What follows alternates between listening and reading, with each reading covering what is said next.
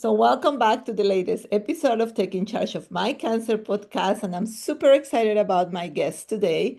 This is Dr. Courtney O'Connell.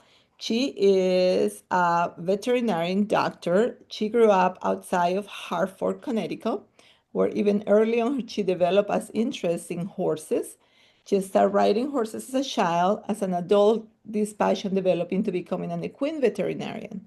She graduated from Cornell University College of Veterinary Medicine in 2017. After graduation, she completed an internship at Mid-Atlantic Equine Medical Center in New Jersey and then a sports medicine fellowship at Miller's and Associates in New York. She left Miller and Associates to start her own practice in Ocala, Florida, focusing on sport horse health in the area. The practice has grown to three doctors, and Courtney enjoys the opportunity to help her clients and patients as well as trying to compete on her own horse.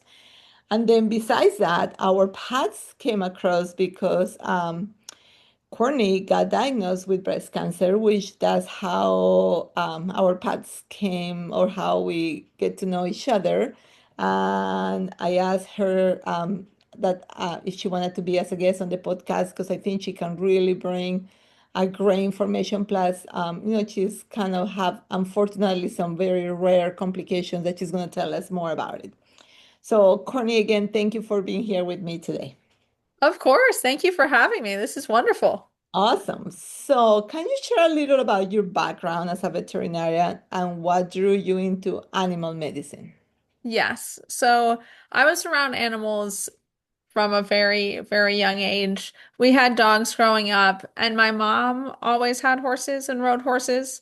So actually, there's even a picture of me at 6 weeks old, her holding me on a horse. So it was in my blood very early. I went to the barn close by, started taking lessons, riding ponies. Um, Started really kind of riding ponies when I was 4. Uh, you know, Pretty much as soon as I could get on, if I could be at the barn, I was going to be there. And that was kind of me throughout my whole life. So just happy to have any opportunity to ride, to be around horses, to help out with horses. And a lot of veterinarians know they want to be a vet very young. I didn't. I knew that I loved horses. That's what I knew. And so actually, in between my sophomore and my junior year of college, I was home for the summer and just looking for a job. And so I figured, oh, I'll help my vet out. I'll work as a technician. Then I can ride my horse, I can show, I can have a job. It'll be great.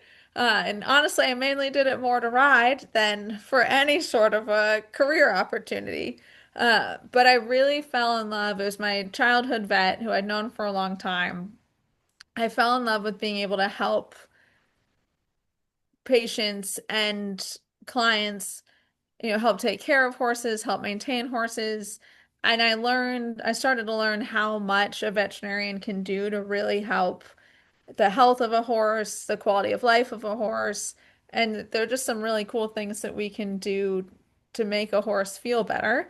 Uh, just baseline. And then also, a lot of horses have a big job that they like to do. Like my own horse is happiest when I'm riding him. And he's really excited. I jump, nothing crazy, but I jump small jumps, and he gets really excited when he gets to jump. So it's cool to see an animal that loves to do their job and then to be able to help them feel more comfortable, be able to do their job better, be able to help in a weird way, you help an animal get more joy out of their life, as well as kind of helping their people too. So, kind of working for that vet, I decided that I wanted to go to vet school, and then I wanted to kind of focus on what I love to do as an owner, which is the hunter jumper, kind of sports medicine, helping the performance athlete. And I care, I do emergency medicine, I do general practice care too, but I wanted to make sure that I could be good at helping them perform. So after vet school, I did a rotating internship because I want to be good at everything. I didn't want to only be able to help a horse perform. I wanted to be able to help them medically too. And then I kind of went on to the fellowship to be able to get a little bit more specialty. Uh, and then I've been in Ocala, Florida before. I'd worked for veterinarians down there. I loved the area. And so I decided when I was leaving Miller, I really wanted to start my own practice and moved south and wound up in Ocala. Which I'm kind of glad you moved up into Ocala because you're closer here to Gainesville. Yes. Then with that kind of lead me into the next question. So when you first received your breast cancer diagnosis, what was happening at your professional life at that time? Yeah, so I did have a family history of breast cancer. So I got the genetic testing when I was in vet school. I was 23, so it was my first year of vet school that I found out that I was BRCA1 positive. So I started at that point to do the high risk screening because I was in school and then internship. I didn't really have a great time to do the prophylactic surgery. And then I was at the point in my own practice where I had hired another veterinarian. She'd been there, the clients knew her. So I was planning to do a prophylactic double mastectomy in the summer of 2024. And it was actually on my pre-op MRI that they found the mass in my breast, and it was in my left lymph node as well.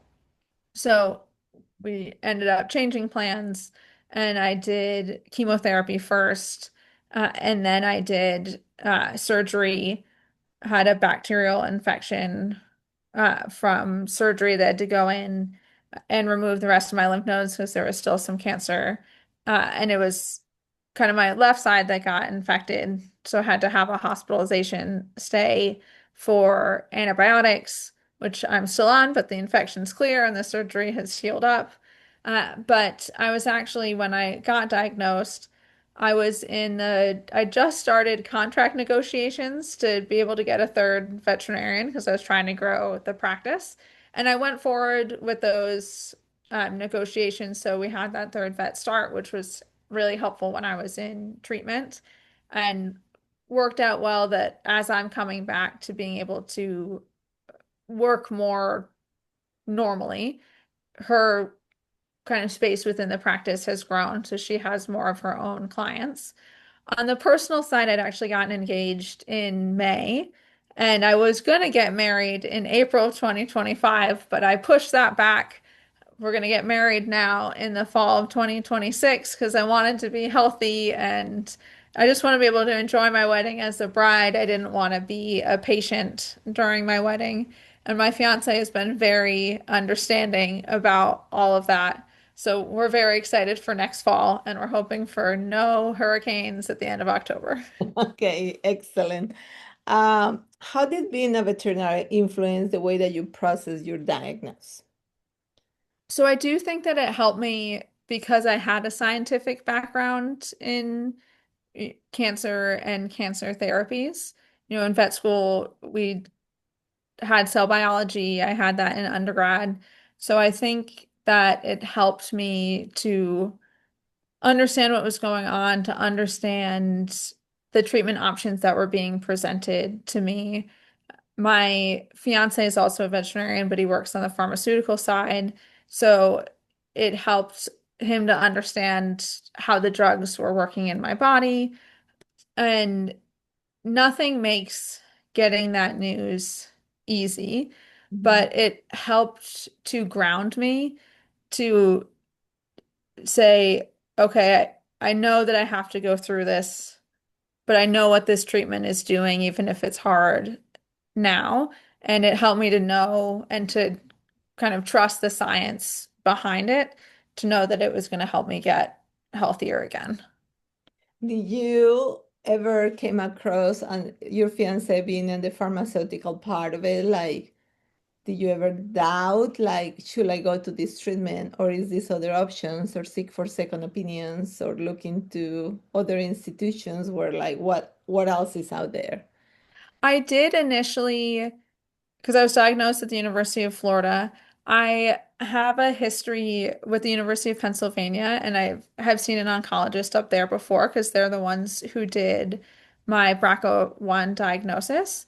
So I did in the beginning when we were talking through because originally I was going to do surgery, and that was my big question is, why don't we just still do surgery? And we wanted for me to be able to get immunotherapy as well, which is why we did the chemotherapy first. But I did reach out to my oncologist up at UPenn just to talk to her about what her treatment options would be. And it was helpful. I think also being a veterinarian, it makes it easier sometimes to talk to medical professionals. And I think that they talk to me a little bit more directly and bluntly, Mhm. uh, which I think helped me kind of come to the decision that that was the right path for me to go on. And I felt like, my team was behind me and behind my goals of not just beating the cancer now, but understanding that I was 34 at the time and I wanted, my goal was as long a remission as I could get. So I wanted to be as aggressive as possible to not just cure it now, but to try and give me as much of a remission as I could get. And that actually leads me into the next question. So, again, as a medical professional in a different field, you're already mentioned that your clinical, your clinical training help you on to understand that. But how about did complicate more things because you understood more, or because people or the other team or the team was talking more bluntly to you and putting things more white and black? And how did that change, like, emotionally? How do you respond to your own diagnosis, right, based on your medical background? Yes, I think initially it's a little bit of a roller coaster because your brain goes down all of these medical pathways of what if this, what if that. Sometimes you think about, okay, what's the worst case scenario? Uh-huh. Uh, and so I felt like it was a little hectic to start when I was also just trying to gather as much information as I could. But once I kind of talked to people, gathered my information, did my research, I think in the long run, it helped me to stay more on track and to feel more confident in what was going on and to be able to feel like I could talk easily to my medical team about it. But definitely that initial part, you're because you kind of know enough to be dangerous, your brain kind of goes on a little bit of that cycle. So I think there was kind of a spike in being emotionally fraught, but then I felt like it helped me to even out faster and kind of stay more emotionally even throughout the process. And to be honest with you, we worked together when you were going through chemo. We worked after surgery when you came back after your infection, and I have never ever seen you emotionally move. Like, you being the most calm patient, positive in the middle of every little thing that happened, that I was like, what in the world? Like, antibiotic for 6 months. I never heard of that. What's going on? I will talk more about it, but like, definitely you're so head level. Like, even if you Thank you. have your head full of emotions, you're not showing them at all. So amazing. Thank you. Um, did you see parallels between the way animals experience illness and the way humans do emotionally or behaviorally? I definitely do. And I think it's funny because people will say to me, don't you wish your patients could talk to you? And I actually really think that they can. You just have to listen differently.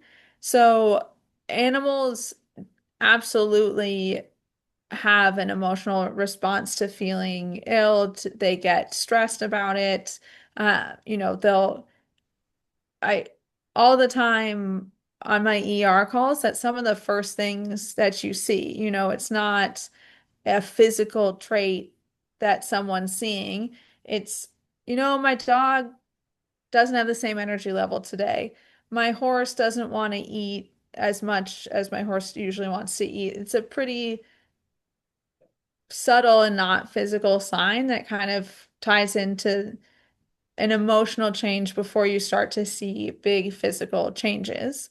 I think the difference in animals' emotional behavior is they're responding to something that's happening right now. They aren't thinking about the future or their treatment plans. They aren't going through any of that part, but they absolutely do. If they're not feeling well, they do respond emotionally to it. And I think we all know, anyone who has a pet knows that you'll have some very emotional pets and you'll have some more even keel ones. So you'll have the ones that are super dramatic, that a little thing goes wrong and they'll act like they can't go on in this world. And then you'll have the ones that are like, you know what? You know, my leg could be falling off, but I can keep going. I feel fine. So I think that they are a lot more complex emotionally than we initially think that they are. And I think part of it is because that communication, right? I mean, you work with them day by day. I mean, Yes. I don't work with them. I own a dog. Her name is Luca, and I love her to death. But she again, it's like you read them, right? She just look at Yes. me and I know what her needs are. I know when she needs Yes. water. I know when she needs food. I know when she needs to get spoiled, when she needs to go out, when she wants to Yes. play, when she goes for a run. Like, just look at her eyes and how she moves, and she just telling you like what Yes. she wants and how she feels. So yeah, that's cute. How did you manage the physical demands of veterinary world while you were going through treatment? So I was very lucky. I had a really supportive team, and so I have other veterinarians. They don't usually work with me directly, but they did. If I was going to have a very strenuous day, we would try and line it up that either there was another veterinarian that could be with me, or I would do what I could. And the clients were really understanding that, maybe I would go out and eval a horse, and another veterinarian was going to come out and do the physical treatment on it. The other thing that I did a lot of is I always have a veterinary technician with me, and my job is very physical. I flex a lot of horse legs and I hold them up pretty much every day. But I trained my technician in how I like to hold the legs, how I like to manipulate them, because then, we'll jog them off and see if anything changes. So that way they could take some of the brunt of the physicality of it, Mhm. which helped me a lot because then I could keep working throughout.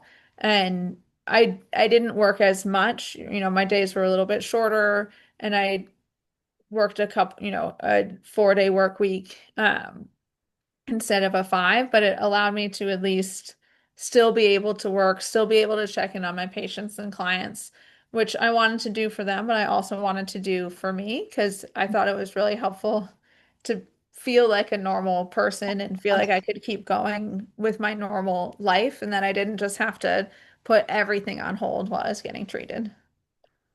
Do you feel that you always been very active your whole life, but you continue that activity during chemotherapy, which is something that I preach quite a bit, right? So I push Yes. you guys hard when you Yep. were going into those chemo. And so you think that that really helped you as well to keep your strength and then Yes. that requirement that you need to be able to treat your animals. Yes. I think it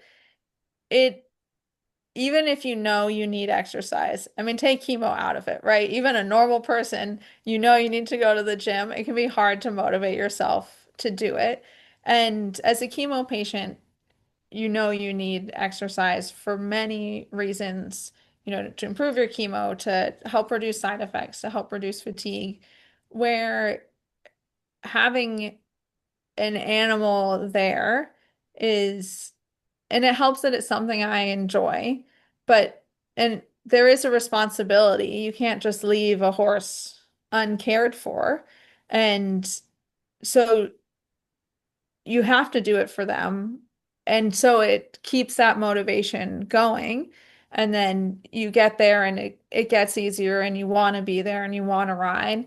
And so it helps you to do something that is hard to get yourself to do. And it it's so even when you're tired, it is still ends up being a rewarding experience, in that moment. And then I think it really helped me in the long run to Absolutely. bounce back faster, that Yeah. I kept going throughout it. Yeah. And you're absolutely right. You make a point, right? When we're looking into feeling really tired and fatigued and exhausted and side effects of the chemo or diarrhea or nauseous or whatever, right? It's all this toxic in your body. And then you have somebody on the back of your head, you gotta do this. You gotta Yeah. be working 150 minutes of heavy exercise a week and you gotta be working on the strength. And it's like, yes, but for what? But when you see somebody who is totally, or like someone, like an animal, in this case, that was your patients, but as well your Yeah. pet, your horse, right? I can totally see that in my dog. Like, no matter how we feel, I cannot Yeah. be feeling well, but if she wants to go for a walk, it's you just push through and you go for a walk, Yeah. the better, right? No, and again, I'm not comparing it with somebody going through chemotherapy and what you went through, but I think it's just that responsibility, right? They totally Yeah. depending on you. So you like it or not, you tired or not, you gotta be taking care of them, right? So Yes. that's kind of be a really great motivation. So um how do you think animals sense illness or emotional changes in their caregivers? I think they are very, very attuned to that. Um, so one example is my own dog, and she comes to work with me a lot. She actually likes to be a working dog, but at the end of the day, I'll make a lot of like work phone calls from my office at home. And I also am on call sometimes, so I'll get emergency calls. And if I'm making a regular phone call, she'll be laying on the couch, she'll be outside, she won't care. But if I get an emergency call, and the owner's telling me about their concerns about the horse, and I'll think that my voice is staying the same. She's there, she's right next to me, she is, and you can tell, like, she knows that something's going on, she's concerned, she knows I'm concerned, and that's not even something that's actively happening to me. And Wow. absolutely, you know she's she's my girl. So she's always there. If I'm sad, she'll be right next to me. If I've had a long day, she'll make sure to cuddle a little closer. And it's not like I'm grabbing her and pulling her over. They have an amazing ability to sense Mhm, even the smallest mhm. emotional change in us. Uh, and so sometimes I have to be careful, you have to, if I want to vent sometimes, I'm like, I can't go too, I can't get her too emotionally because I'm like, oh, I vented, now I feel good. And she's like, oh no, mom, are you okay? So sometimes I have to make sure that I'm keeping my emotions in control for her too. That's so true. I did not see it that way. And again, not to compare because it's a little bit different, but like just, it's funny how at home, like if my husband is upset about something, right? And he's raising his voice or he's just kind of Mhm. like, venting and complaining or whatever. And she just run to her bed like, uh-oh, Oh, oh got into no. trouble. I'm just gonna Yes. stay here and behave so I don't get on the way of anybody. Somebody is like in trouble, like just looking like you're not mad at me. Or when Yeah. he is mad at her and he's telling me what happened during the day, and she just kind of paying attention and looking like, oh, sorry, you're Uh-oh. talking about me now. So it's amazing. Yeah, you're right. But at the same time, did you notice if she perceived that you were going through cancer treatments? I do think she did. Yeah, um she was definitely, especially kind of through the thick of the chemo, and also, I had the line in for a while, and so I was home for a while with the infection, and she was definitely far more attentive to me, kind of during those times, and making sure that I was okay. Okay. Um, how did this experience change your perspectives on life, work, and the meaning of healing? So it definitely gave me some good perspective that I needed, because historically I've not been the best at work-life balance. Uh, And it's something that I always was like, I need to work on this. I need to get better at this. But then something at work would kind of come up and take over a little bit. And and I was trying to build a business, but it kind of got to the point where I wasn't really riding and showing my horse as much. And actually, for a couple years, I wasn't showing at all and we all know how it goes. You say, I'm going to get back to it. Going to get back to it. And it showed me that you gotta, no one's going to give you time. You have to carve out the time, and that it's important to do that for me as well. So I'm I'm trying to make a concerted effort to take care of myself. I've been riding every weekend and going to try and show this winter. So it's helped me to remember how important it is to take care of yourself and give yourself some time because you're never going to heal if you don't give yourself time to do it. And That that healing isn't just physical. You have to give yourself kind of the mental and emotional time to heal too. that is so true. And it is at the same time why things has to come to this extent for us to shake it up and start to make Yes. it a priority, right? So it's until something like a diagnose or a death of someone or a close death of someone is when you realize, dang, why do I have to wait for these moments to This. really make Yes. good changes in life? That's what I'm trying to learn from all this. Yes. So, what advice will you give to other veterinarians about prioritizing their own health screenings and well-being? I would say be the patient that you would wish to have. Because I think we're all really good and we go into veterinary medicine because we care about the health, the overall health and well-being of our patients. And so we work really hard to provide top quality medical care to our patients, emotional care to our clients, and we're very bad at our extending ourselves the same courtesy. Uh, we're not great at giving ourselves time. We're not always great at giving ourselves, especially, emotional time, vacation time, any of those things that maybe don't immediately come to mind as health, but they are a very important part of health. Uh, and and I think we're the first ones to push ourselves to come back a little early to, try and cut some medical corners here and there. And so I think my advice to veterinarians is envision the patient that you want. Think about the advice that you would give to your patient and how you would want to follow it because we tend to be the worst at following those medical guidelines. Yeah, that is so true.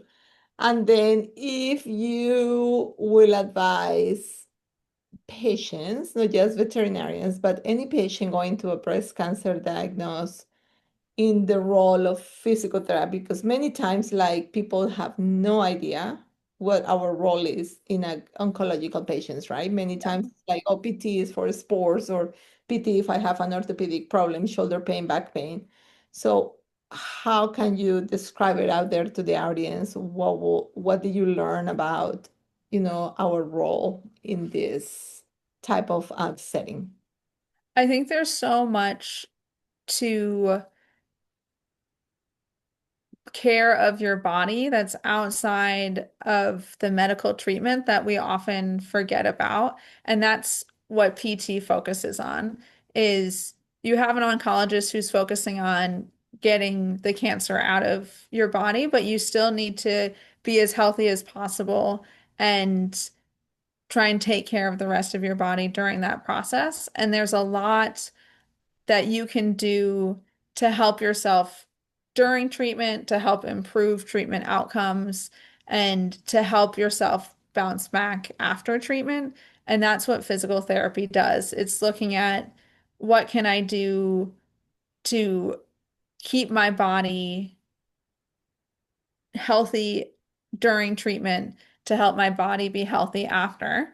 And you'll feel it absolutely during treatment and after. You'll feel how physical therapy keeps you and makes you stronger. I absolutely think that it helped me be able to still function, be able to still go to work, be able to still, I didn't lose a year of my life getting treated because of it. And I think there are also things that you don't see, which are on a cellular level. It's increased blood flow, it's increased absorption of medication. It's all of those things that we don't see and feel, but make a huge difference in outcomes, as well as just a huge difference in how you will feel as a patient. Great. And what do you hope listeners, whether pet parents, patients, or professionals, take away from your story? I My goal would be to give people hope and to remind people to keep moving forward and that you can still be a person.